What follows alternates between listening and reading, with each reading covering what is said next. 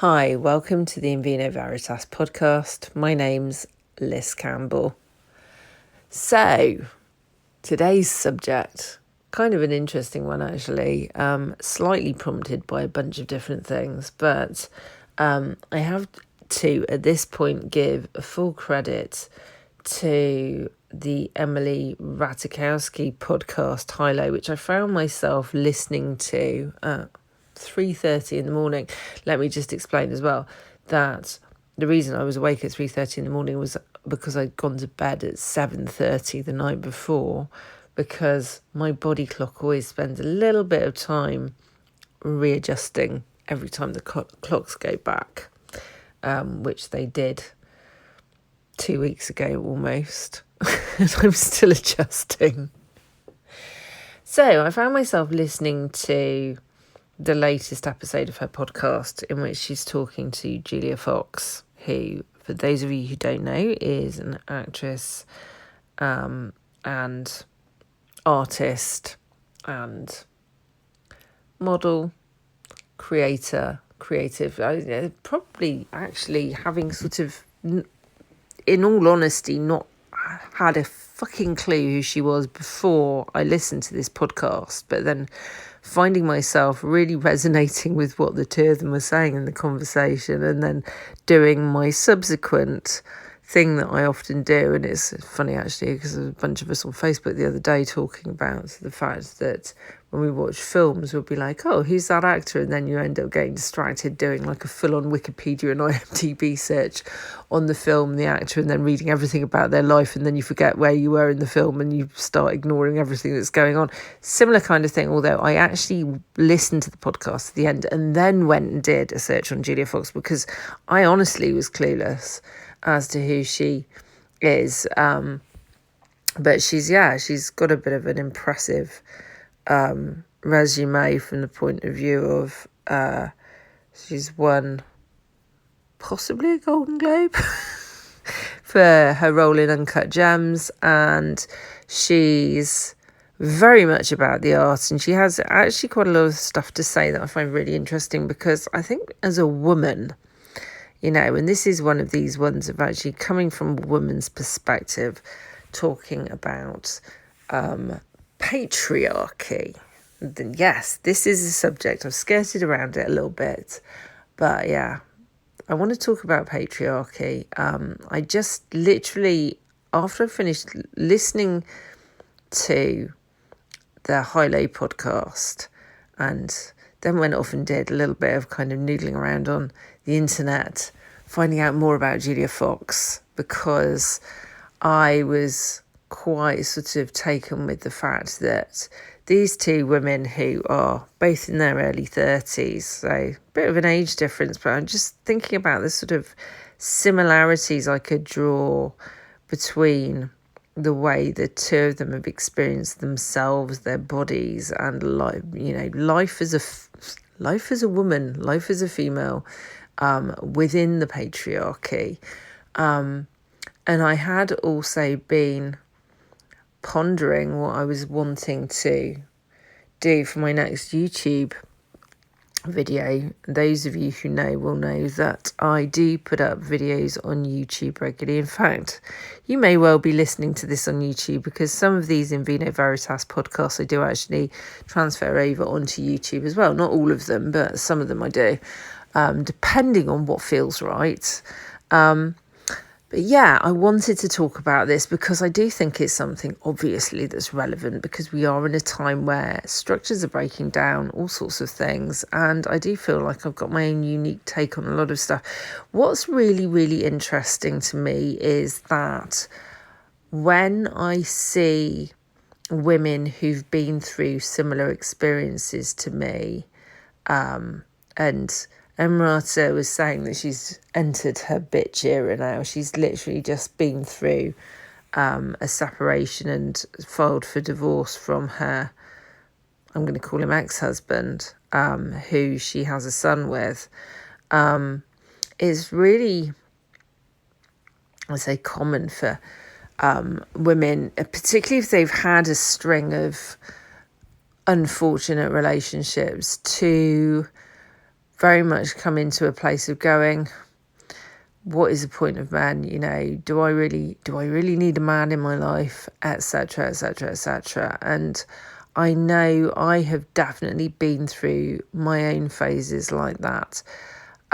It's also really interesting to see how location and environment has a lot to do with women's experiences of the type of men that they're meeting and the type of treatment that they receive as their experience of these men, wherever they are. And, for me, I know that I've obviously, like so many women, have had an interesting time with men.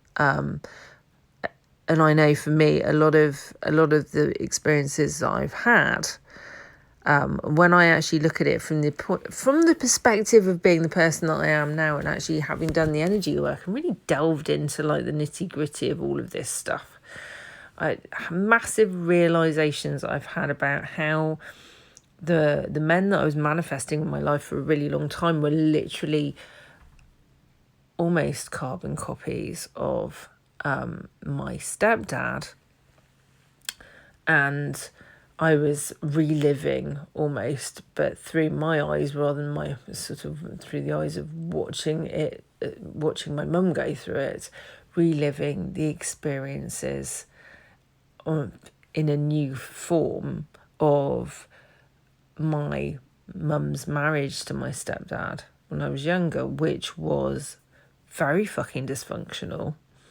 And there was a lot of cheating on his part, and there was a lot of frustration on my mum's part, and my stepdad was actually an alcoholic, and he was quite a troubled soul, really. I don't have any contact with him anymore. One of the things I always found I was torn about as a child was my natural nature was always to want to kind of help people when I saw them in distress. That was always kind of natural to me, even when I was very, very young. And my mum kind of amplified this by teaching me that I should put everyone else first, which wasn't a good move on her part. There was an awful lot of other stuff too. I could go into kind of the general themes of my childhood were around me being taught that I wasn't allowed to have a voice, I wasn't allowed to make choices for myself, that if I tried to make choices for myself, or if I tried to stand up for what I wanted or anything like that, that there would be consequences, and those consequences would be some form of punishment. I was literally punished for trying to be myself as a kid continuously.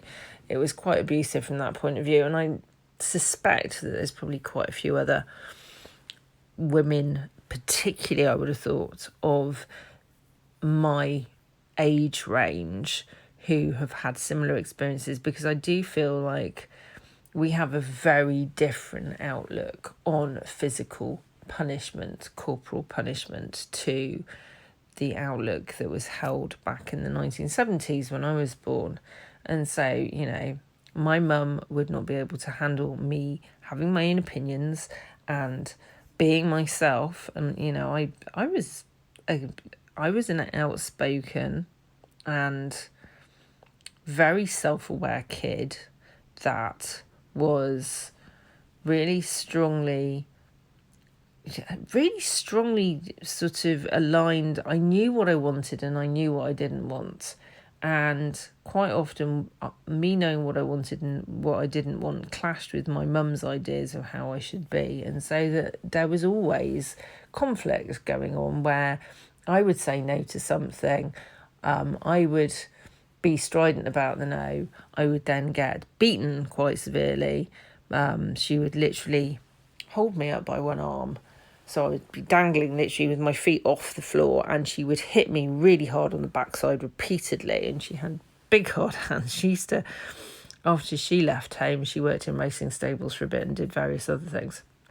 But, she had done farm work and all sorts. And She had calluses on her hands. She'd also been a model. My mum had done many different things before I was born, but, she didn't hold back when she hit me. It was not only extremely painful for me, but it was also extremely humiliating to be that age and to be just continuously shown and told that I wasn't allowed to be myself. And, going off track slightly, but sort of my abusive childhood, where I received abuse at the hands of my mum. And I look back and I think she probably didn't even realise she was abusing me. She was just repeating what she'd experienced as a kid, This is something I say. I might not want my mum in my life, but I completely understand why she was the way she was and why she did the things she did. She had never been to therapy herself. She'd never questioned anything about her upbringing. Beyond telling me about the horrors of it frequently in order to impress upon me how lucky I was to not be going through the same thing, even though she really did mimic her own mother in terms of a lot of her behaviours when I look back and think about it. But, so my stepdad was always coming in drunk. He was having multiple affairs. He was essentially relying on my mum to prop him up in all sorts of ways. He couldn't read or write. He was a builder and electrician. He's actually, he was actually very, very good at what he did in terms of that, but he couldn't hold himself together in terms of actually the business, the admin side of things. My mum did all of that. My mum did all of that stuff. And yeah, essentially, I witnessed them having an explosive, volatile, dysfunctional, distorted experience with each other as their marriage. And this is after my mum and dad split up when I was 5. And I was very much daddy's girl. My dad was and always has been a gentle giant. He was also happened to be a karate black belt when I was a kid. But I do think, I'll say right now, I think that studying martial arts really helps men to get a handle on their inner, you can say their inner beast, and actually instill a sense of discipline, which is really invaluable.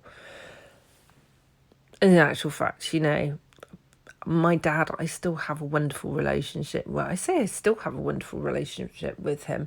I had a really tricky relationship with him for a really long time because I felt abandoned by him after he and my mum split up, and there was all sorts of stuff. But we've sat down and we talked about all of this stuff. And the thing is, like, after all said and done, my dad and I actually have a strong friendship that underlies everything. Like, the love is there and we like each other. Me and my mum, we don't actually like each other. It's very apparent to me.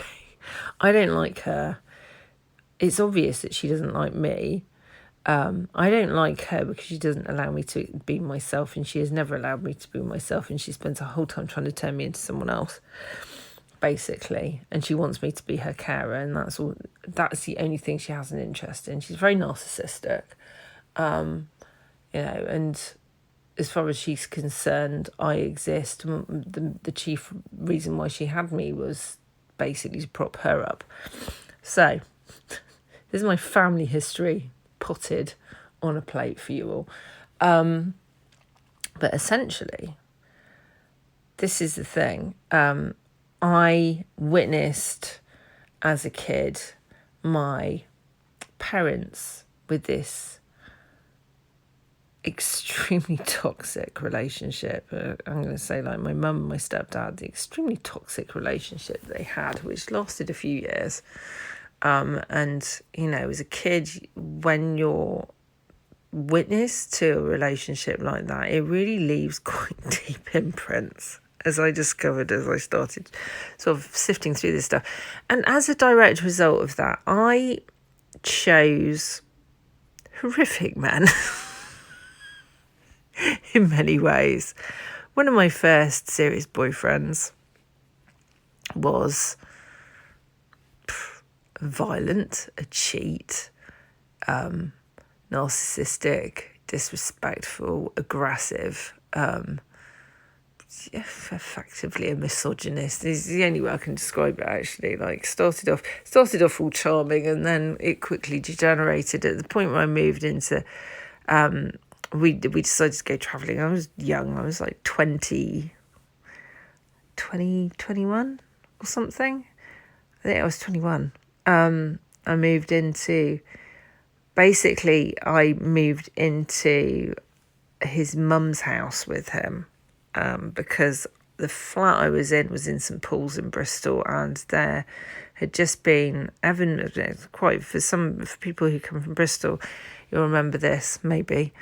Evan Berry, who was the caretaker for the Malcolm X Centre, got shot at the top of Grosvenor Road, and the whole area changed overnight. And I went from being really happy living there. I've been living in that area for about 2-3 years at the point where this happened, to be feeling really, really unsafe. It was like you could have cut the air like a knife.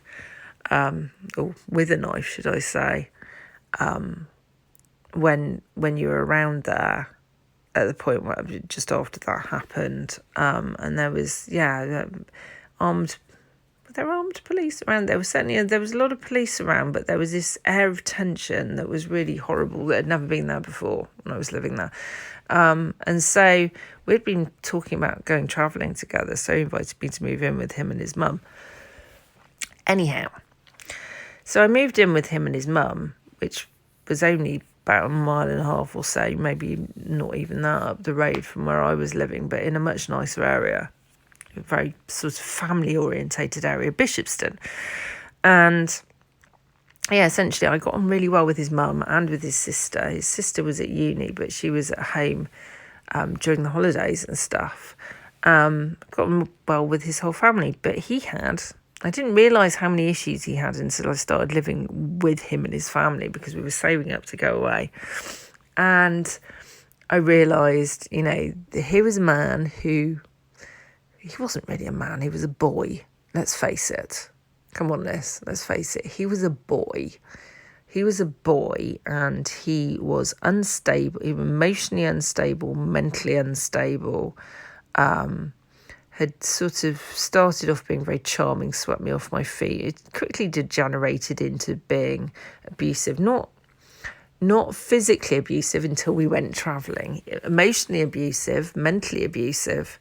I witnessed him treating his mother abominably, as a matter of course. I didn't even realise at this point he cheated on me multiple times. Spot the pattern. Okay, so I had this, I don't know, was it a trauma bond? I'm not entirely sure exactly what the bond was that I formed with him when we first got together, but he had been introduced to me by a friend of mine who I used to DJ with on Sunday nights at the cellar bar of Las Iguanas, the very first Las Iguanas of the whole chain down in town on St Nicholas Street. And we used to do Sunday nights there, and I used to do Thursday nights with my friend Les. We were like the first female DJ night in Bristol, literally at that point. And things were going really well for me on the musical front. And yeah, that's a whole nother story. So this man basically deliberately cut me off. He did everything he could to cut me off from my friends, from what I was doing that I loved, and everything, basically under this promise of we were going to go to Thailand and we were going to have a great time, so we had to save up money. And I really wanted to go travelling. I'd wanted to go to Thailand for ages, so I bit the bullet, as it were, and went, right, fuck it, I'm going to do this.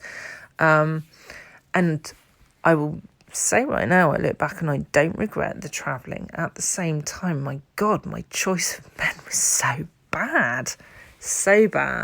And the shit that I put up with as well. And it's because I'd been imprinted by these formative experiences of witnessing my mum putting up with the same shit, essentially.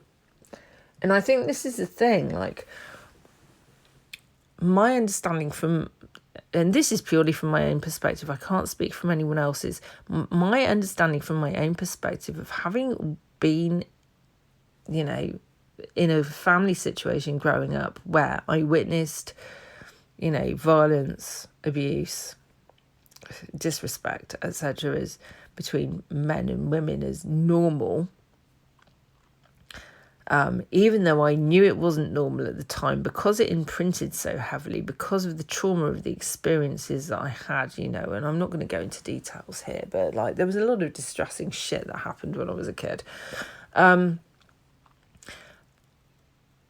I then went on to recreate these situations completely unconsciously in my adult relationships, because that was the template that I had been given, basically. And I think this template imprinting has a lot to do with why patriarchy perpetuates.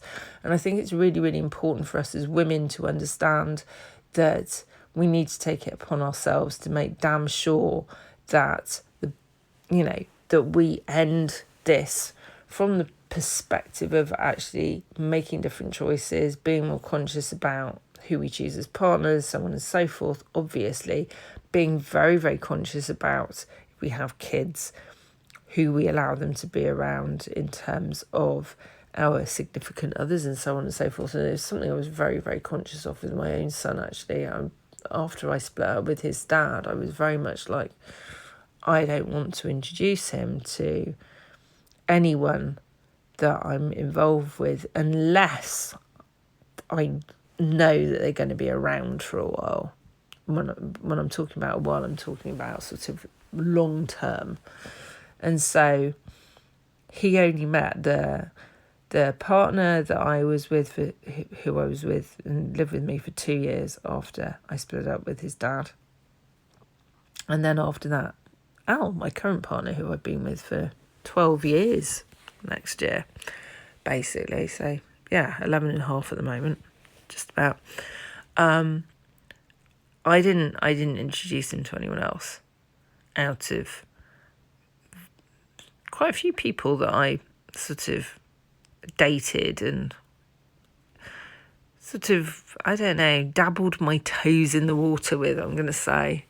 I was super, super cautious about this because I firmly believe that kids really don't benefit from having massive amounts of instability when it comes to their family structures when they're growing up. And it's, having experienced a lot of instability myself from the point of view of the way that my mum ran the house, so on and so forth. For me, it was always important to ensure that my son didn't have that level of not knowing whether he was coming or going. And, I had a friend who was single mum like me who used to say that she was going to do the same thing, but actually kind of then went completely sabotaged her own intentions and would introduce her son to literally every Tom, Dick or Harry she'd even had a one-night stand with, and then wondered why he ended up angry and why her son ended up angry and confused. I think you need to take this shit into account with kids. They do pay attention, they do notice, and they don't do well with feeling completely unstable in their own life, particularly their home life, particularly if there's stuff going on at school or whatever. It's like home should be a point of stability for them. End of story. Anyhow, with all of this stuff, one of the things I've had to really massively unpack, even in going into sort of the niggles and annoyances I've had with my relationship with Al over the past 12 years. And most of the stuff came up after we started living together, which was a couple of years after we started seeing each other, basically.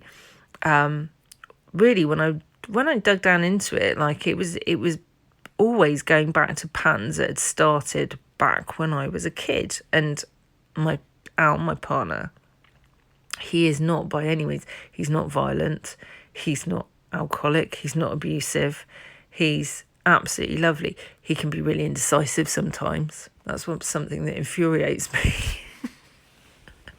But he's one of the good guys, you know.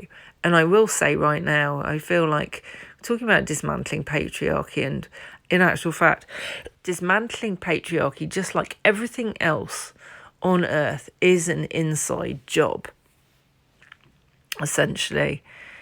We're not going to do it if we constantly blame outside ourselves and don't look at the inner stuff that we're carrying that needs to be fully released, fully alchemized, you know, the trauma, the so on and so forth, and develop new patterns of behavior, new patterns of relating to each other, new patterns of what we accept for ourselves, what we allow, the way we speak to people. There's so much to this. But it's important. It's really important. And, you know, all of this stuff I'm talking about is the reason why I've created this piece of energy work called Deprogramming Patriarchy, which you will be able to listen to after I finish speaking on this subject, because it's included in this podcast. And this is, you could say, a taste of what it's like to actually be a subscriber on the subscriber only episodes of the podcast, which I'm doing a couple of times a month, maybe more, depending on what time's allowing for, basically. So there are subscriber only episodes, and there's 2 up already talking about energetic hygiene. One of them contains energy work. One of them I'm talking about more of the sort of structure of what you deal with when you're looking at getting into the proper nitty-gritty of the energetic hygiene side of things. Very useful for energy workers. I wanted to put this one on Deprogramming Patriarchy out for free because I do feel it's a really, really important subject that everyone not only does everyone benefit from, but I benefit from them benefiting from it, if that makes any sense. So I benefit from you, everybody gets to benefit from this. So the more all of us do this work, the more that everyone benefits, which is also true of any other kind of work. But this does feel like a sort of, collective wide subject, right? So hence I'm putting this one out as a kind of, here you go, this is free, use it, work with it, but also it's a little taster of what's available if you sign up for a subscription for Vino Veritas, which you're listening to right now, but you're listening to a free episode rather than a subscriber only episode. Anyhow, yeah, the deprogramming patriarchy thing, like I said, it's an inside job. We are all responsible. It's not just men that are responsible, it's women too. I see it very, very clearly how women have been imprinted with patriarchy, and we end up perpetuating it unconsciously almost as much as men do. That doesn't make it right. It doesn't make it better. It doesn't make it anything. The more that you can sit in a state of non-judgment with yourself about it, the better, the easier it is to let go of stuff. When you're judging yourself for things, it's very difficult to let go of stuff because you end up going into self-punishment cycles, and it ends up turning into what I call a wheel of self-sabotage, which isn't useful to anybody. The more you can sit and kind of look at it and go, interesting. Okay, I see that. I recognise that. I see where on some level that may have been serving me or serving my sense of injustice or serving something at some point, and therefore there was some kind of perceived benefit in it for me, even if it was only perceived benefit to my shadow, getting to feel justified in all the anger and all the rest of it. At some point, you have to dismantle it. And so with the energy work that you're about to listen to, I'm hoping that I'm helping you to do that to a certain extent. It is powerful. You may well have some interesting dreams afterwards. You might have some really interesting aha moments. I find that, with all the work that I do, with anything that I put out, whether it's embedded into things, whether I'm doing directly with someone, whatever, people always have these massive insights afterwards. And I always think it's not up to me to tell you what the insights are going to be because they're personal to you. You're going to end up remembering things that you've had buried that show themselves on their way out that you need to know about. You're going to end up having massive aha moments and joining dots in new and profound ways that help you to actually step into an elevated state of consciousness. It is how this stuff works. I'm hoping that, you get to actually see the benefit of it in your life in short order, as it were, because let's face it, we will all benefit from living in a more equal and balanced and fairly organised society where we all individually feel respected, nourished, cherished, all of these things. And this goes for everyone, men and women alike. We all need to feel these things. We all have masculine energy. We all have feminine energy. They run through each of us in equal measure, and we may lean more to one or the other side when it comes to self-expression. We might be pretty kind of almost non-binary in terms of the way that we relate to ourselves and the world, whether we use the term non-binary or not. The simple fact of the matter is, you're not one, you're not the other. You are both. You always have been both. And when you look at looking at it from a spiritual perspective, when you look at the Akashic records, you have had lifetimes as a man, as a woman, lifetimes where you didn't make it past childhood, lifetimes where you've been non-binary and had a strong sense of that, lifetimes where you've been transsexual and had a strong sense of wanting to express differently to what your genitalia would suggest that you are,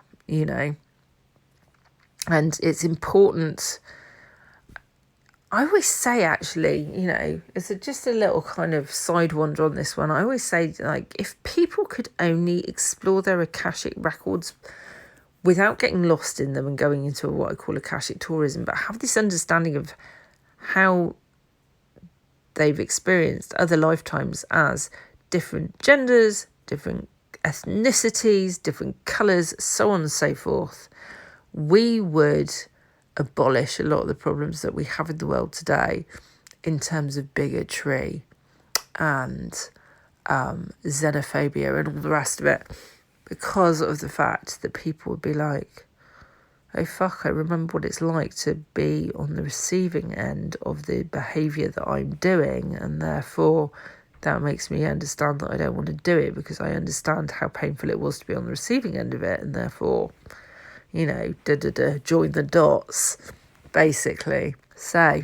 having said all of that, I'm leaving you with Deprogramming Patriarchy for you to listen to. I hope that you get great benefit from it. I'm sending you lots of love, and I look forward to speaking to you next time.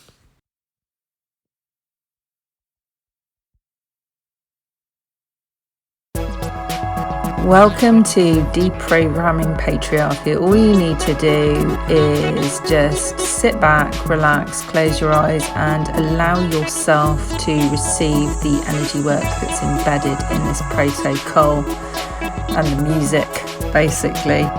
And then with the integration, drink plenty of water. You're going to be flushing a lot with this one.